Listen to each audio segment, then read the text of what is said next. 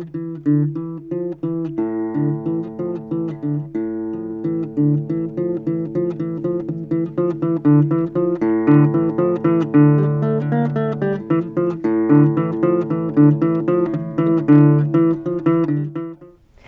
to the Gaia Report. I am Crystal Johnson, your host. Today we have an impressive group of Brookline High School students who are focused on addressing institutional racism. So please join me in welcoming representatives of SAIR.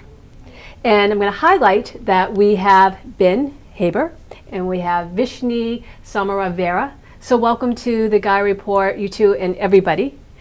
And I'd love for you to share with the audience about what is SAIR first. What does it actually mean, the title? Yeah, well, thank you for having us. Again, my name is Ben. I'm a senior at Brookline High School. Really, the title of SAIR is Students Against Institutional Racism. So the idea of the club and the committee is really to try to counter issues of institutional racism within the high school and within the town.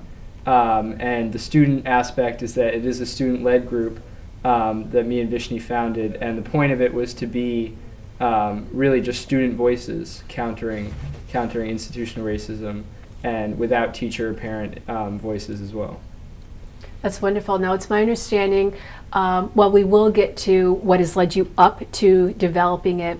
What are the different components? What is your focus that you've done as far as how you measure it or what you've provided for the community to address institutional racism? Yeah, do you want to take this one? Yeah, so I think the main things that we've done so far is created a supplemental curriculum for the 8th grade U.S. history curriculum. And so this has been a handbook made up of primary resources, articles, and different references that are perspectives of people of color and other marginalized groups in history. And so we wanted students to have a more diverse curriculum that they can learn from. So that's been one of our main things, implementing that.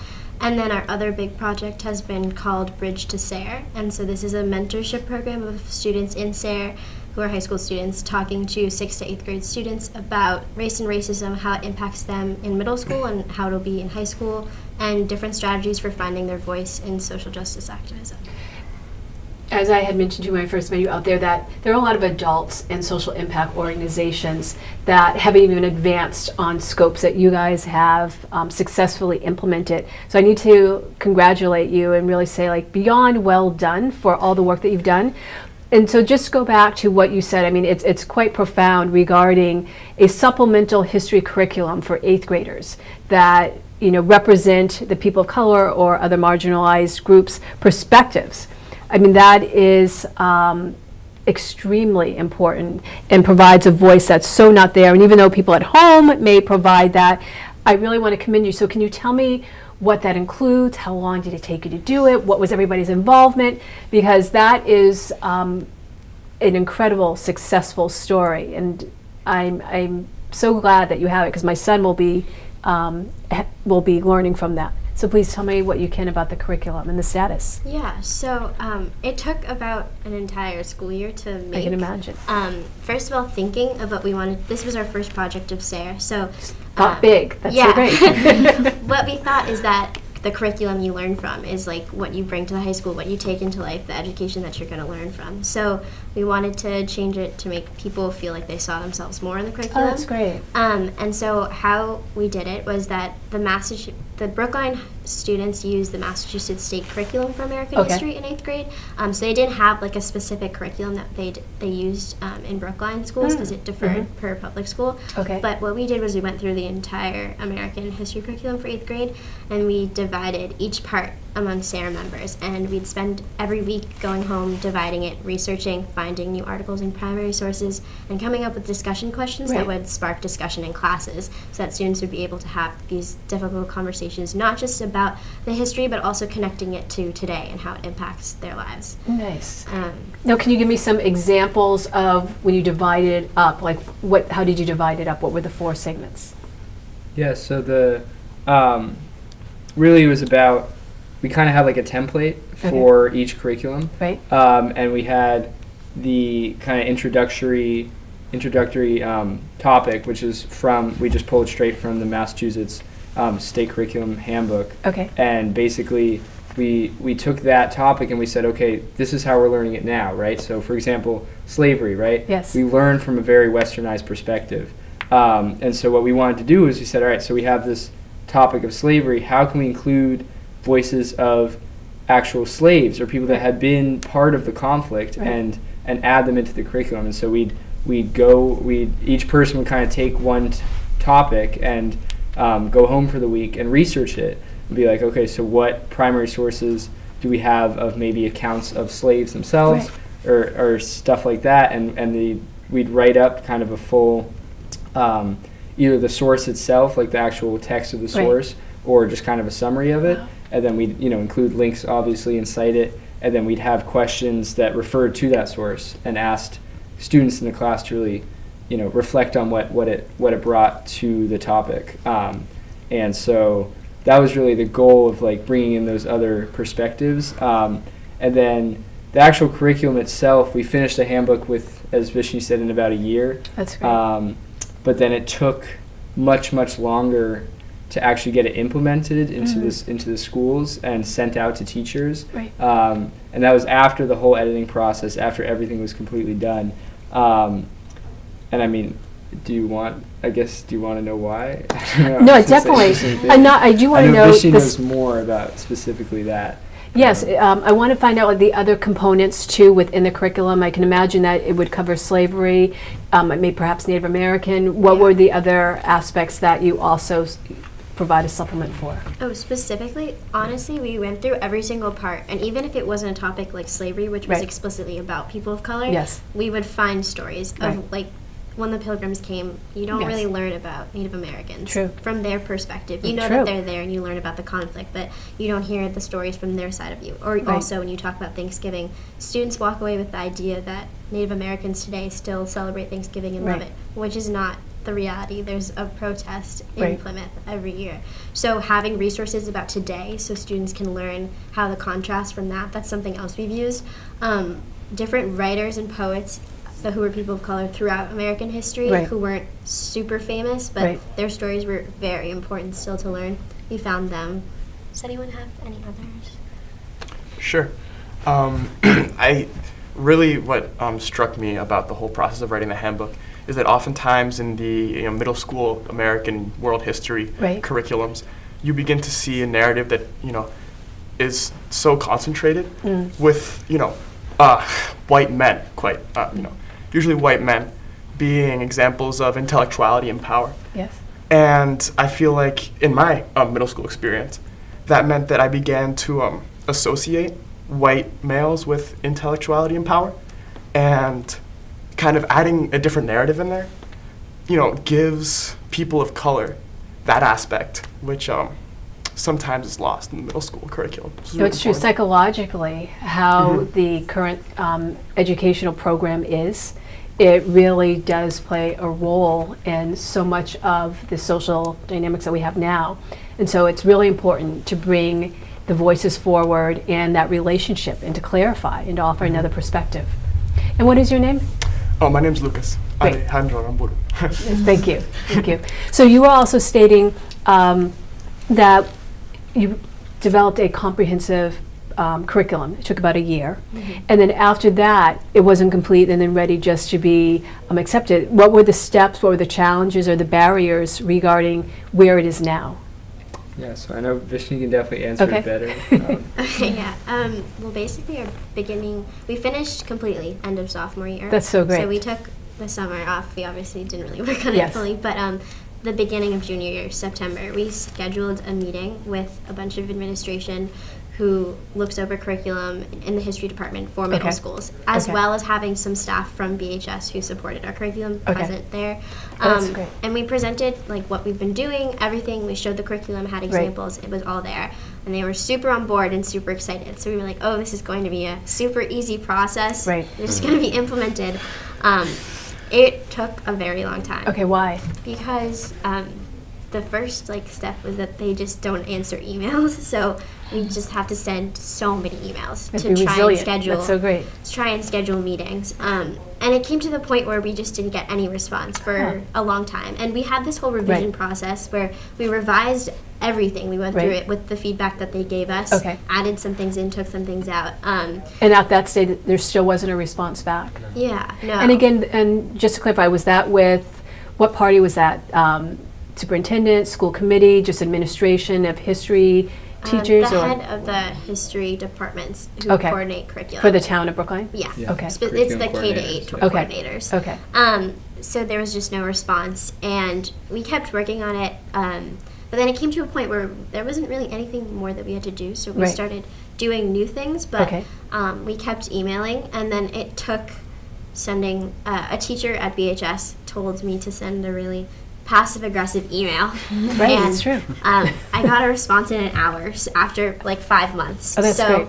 I don't really know like what maybe it was that I had to be more mean, Right. which is kind of crazy to me, but that's when they told us that they were really excited to start using our curriculum and that they wanted feedback on how to change their curriculum completely. That's great. So now the 8th grade U.S. history curriculum is completely centered around human rights Okay. in American history, which is because of our Right. curriculum, which is really cool. Oh, that's so great. Yeah, and Great. so now teachers have access to our curriculum, and it's sort of like a test run of how Okay. it's going. And we have a meeting next week to see how it is going. So this is the first year that it's been advanced Yeah, and Essentially, woven yeah. in? Oh, that's so great. yeah. And then when they give feedback, is that designed to maybe tweak a little bit, or just to see, like, are you expecting that you will have to revisit, or just have a different type of teaching tool to help the teachers? Yeah, I suppose, I guess we never really thought that far ahead. We were Right. just so happy to get True. the book in the teachers' hands. Right. But I suppose, yeah, if teachers have feedback That's on the huge. curriculum, that's definitely, it's our job to Right. make it better, Right. right? And if that's what it comes to, then yeah, we understand it, I think, the best, considering we wrote it. So, Right. That is so we great. definitely would be the best people to revise it as opposed to Right. the town. True. Or a curriculum coordinator. But yeah, and it's also, the point of it was to be a framework, Right. right? So to really open up those discussions, and that was Right. what was important to us, was having those questions that asked the class to reflect. Right. So it's not just a teacher teaching the students, about a certain figure or about a certain thing that happened. Right. It's more than that. It's about asking the class to share their opinions on the topic, and so that's definitely, I think, a much better framework as opposed to like one, written out thing that has to Yes. be taught. And so we're hoping that in that way, it will always be different when it's taught, and every student in every class That's will bring true. a whole new perspective Different conversation.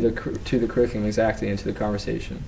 No, that's huge, because rather than just information being given to somebody and they just have to like absorb it, they're part of the dialogue, and they get more embedded in it, and Yeah, it really then influences them, can change them. Yeah. So I'd love to hear for a few people here, like, what was your role with the curriculum? For me, Ben and Vishni like split us up into groups. Okay. And what we were supposed to do is go through all I focused on African American and all that African American history. Okay. I think with Richard. Okay. But what we were doing was we were supposed to compile a lot of facts that we knew and dig deeper into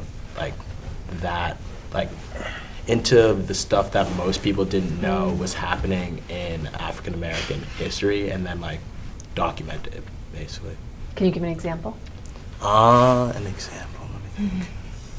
Okay, so I don't really remember, but because this was sophomore year. Okay. But sophomore year, I remember. All I remember is going on the computer a lot with Richard and just history.com, all Right. that, going through it all. Yeah. But I love that you did a lot of research and thoughtfulness, and you brought that respect to, okay, how are we really going to represent this voice that has never been there, and to do it in a thorough, mindful way. Yeah. So that I can imagine. I'm excited for the curriculum. I know that right now it's being no, I'm gonna say the word pilot it, Yeah. but at that point, at some point, then it'll be more readily available. Mm-hmm. And I know that you guys were just doing like the right thing, and then it's gotten to the right place as far as being used for 8th grade. Any plans to have it extended to other schools, other towns? Because I'd have to imagine that this is just the tip of the iceberg for the impact it has and where it can go and who'd be interested. Any thoughts on that? Yeah, I mean, I think when we originally started SAIR, we obviously had a much, a bit of a worldview in terms of That's like huge. what we could do Right. and how we could help. I think our initial goal was obviously to look at our own school system Yes. and That's so try to smart. solve the Locally problems first. here. I think there are so many instances of institutional racism within even just the high school that that would take a group like us. I mean, it has taken us years just to try to start to solve those issues. Right. But obviously, material that we create, we love for everyone that wants to use it and to be able to share it. And we have, I think, a little bit. I guess getting it out to as many people as possible will be a little bit difficult. But ideas like a website or something are always, stuff that we're Totally. thinking about, Right. And stuff we're trying to work on. So, it's definitely a possibility. I think Right. that hopefully every 8th grader in the country could be using the curriculum that we wrote. I mean, that would That'd be so definitely cool. feel Right. amazing. Well, Yeah. with your, it's one thing to have an effective group, because there are lots of nonprofits and social impact groups, and some of them have different missions, but not all may be the most effective, and that's just my own personal experience and observation. But what you've been able to accomplish in such a short amount of time and being, so young, but thankfully just big ideas and going for it, then having this curriculum, I'd have to imagine that you have proof of concept, that there'll be foundations and organizations out there looking to support and help you expand. So I wish you success with that, because I know it matters here in Brookline and can just think about all the possibilities. So I want you to run with it. But I also want to hear then that you're not just stopping with the curriculum, you're also looking at individual youth and how you can help them and empower them. Can you tell me about the other program that you had mentioned and what the status of that is? Yeah, so our other program is called Bridge to SAIR. So Okay. Samantha, IK, and our Richie, who's not here right now, Okay. and I founded it after a class called Social Justice, where we had to create an action project. Okay. And we wanted to connect it to SAIR because we already had this group True. that we That's felt smart. was really put together. But we wanted to go back to the middle schools because the four of us each had a similar experience of where we went to predominantly white middle schools, and we felt like we had to hide our identities and didn't really have a voice as a person of color. And so we wanted students to feel more confident in their own identities. And then at the same time, we wanted students to be more educated about these topics, because if you're not, then you have more of a likelihood to be racist or not be educated about these things. So that's why we did the curriculum as well. But we wanted students to have a space to talk about incidents. So specifically because that year at the high school, the videos came out, as well as there was graffiti and different incidents. So principals at the middle schools had been saying that students are scared to come to the high school, specifically students of color, because there are all these racist incidents happening. So we wanted students to have a space to talk to high school students about what's going on, how it is scary, but also steps that they could take to feel safe and supported, and a mentorship. That's so great. So what is the status of that? So right now, we're starting at Driscoll School and Pierce, and we just met with a bunch of 8th graders at Pierce earlier this afternoon. And we chose those. Today? Yeah, today. Okay. And we chose those schools because I went to Driscoll and Samantha and Richard went to Pierce. Okay. And for me, my Driscoll experience, I loved Driscoll, but I felt like when I was growing up, I was the only black male, and when it came to topics like slavery or civil rights, it'd be like, oh, okay, like what do you think about this? And I'd be like, oh, like I don't know, like this is the first time I'm learning about this. Like, what do you want me to say? Right. And so even now, after those incidents came out last year, my little brother still was there at the time, and him and his friends didn't really understand, and they were about to go into the high school. So we were thinking, oh, if they're in 8th grade and none of this stuff is being taught there, that something needs to happen, because you can't really go into the high school being so naive in a sense. Right. So like that's why Driscoll, starting it at Driscoll is very important to me. Right. Yeah. And so you would also, so today, it was like a mentoring program, so how was it set up as far as how you connected or spoke? Or what if a child has an incident themselves? Do they reach back to you? What is the relation that you're trying to cultivate? We definitely want it to be a safe space, and That's huge. Yeah, That's a really important part. we don't want it to be like, oh, like I'm your teacher, like Okay. you listen to me. I want it to Okay. be like, oh, like we're on the same level. That's so like great. like it's all interactive. Like I'm talking to you, you're talking to me. Like we can just have these conversations like we're friends. Right. So like there's no hierarchy. Right. No one feels uncomfortable. Right. Yeah. No, I can imagine that's really nice. And as I mentioned, I have a son. He's at Pierce School. He's in 5th now, and he's going to be in 6th. So I'm really excited for him to have this resource next year.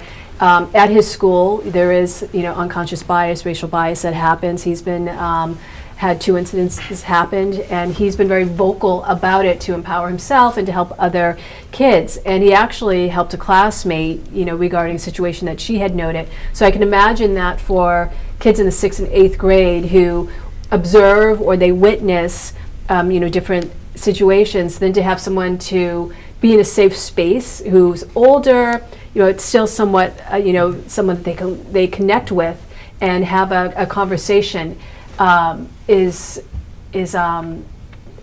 It matters so much to like a mental health and how you endure and how you're resilient and how you address something or how you do or do not internalize it. So I think what you guys are doing for your curriculum, yet alone just addressing institutional racism, yet alone having the mentoring, you're changing people's lives. You're changing the trajectory of so many things. And so I know you guys are like, oh, we had this class and we did this program, but to really understand the impact that you each are having, especially as such a diverse group that has a great vision and everyone brings their perspectives, I'm beyond impressed, and I'm so thankful for Brookline and being here, and it's a great model for so many other places. Can I hear from a few other people, like what, like maybe in the back row, like what your involvement was on different projects and what you're really excited about, and particularly for not just the seniors, but there are some younger classmen who will be carrying things forward. And how do you feel about that? So maybe I'll start with Meg. Yeah, Okay. I recently joined SAIR just, I feel like 2 months ago maybe. Nice. She came to speak to my racial awareness class, and I was Okay. really excited to get involved with something like this. So I was part of the group that went to go speak to Pierce 8th grade students nice. today, Okay. which was really interesting. And I guess I'm just really excited to be part of Bridges SAIR because I remember being at Pierce and just the curriculum, like we learned, and I had some really great teachers who I think tried to create a more inclusive dialogue about race at Pierce, Right. but it still wasn't enough to be like, I knew that these issues were wrong, but I didn't really know how to talk about them, and I didn't have Right. the language to talk about them, and I didn't really have a safe space to talk about them. Yeah, the safe space is really important. So I think that's just the main goal for me right now, is just really pushing that on the middle schools.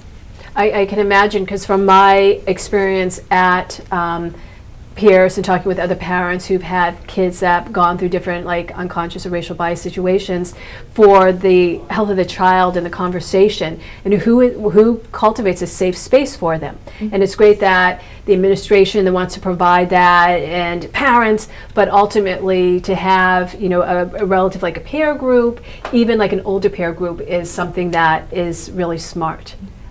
So that is so great.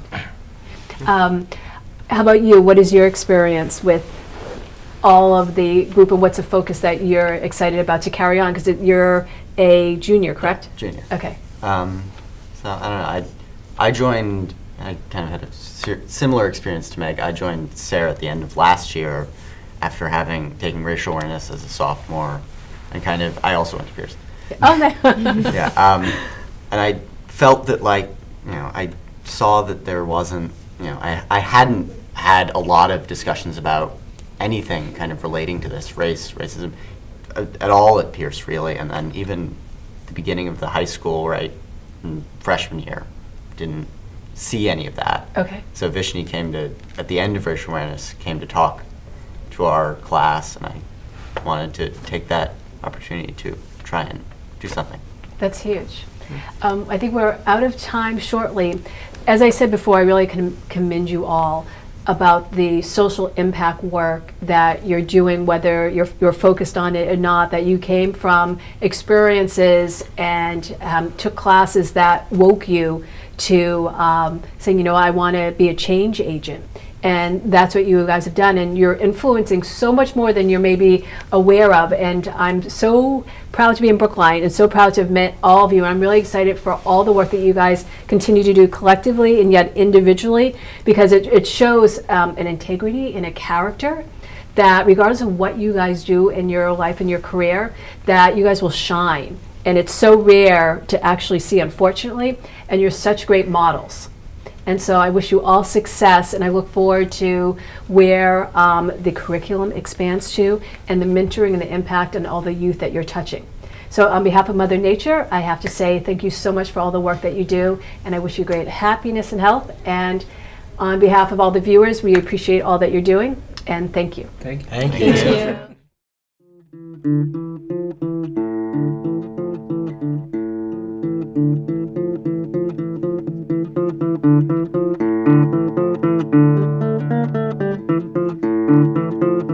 you.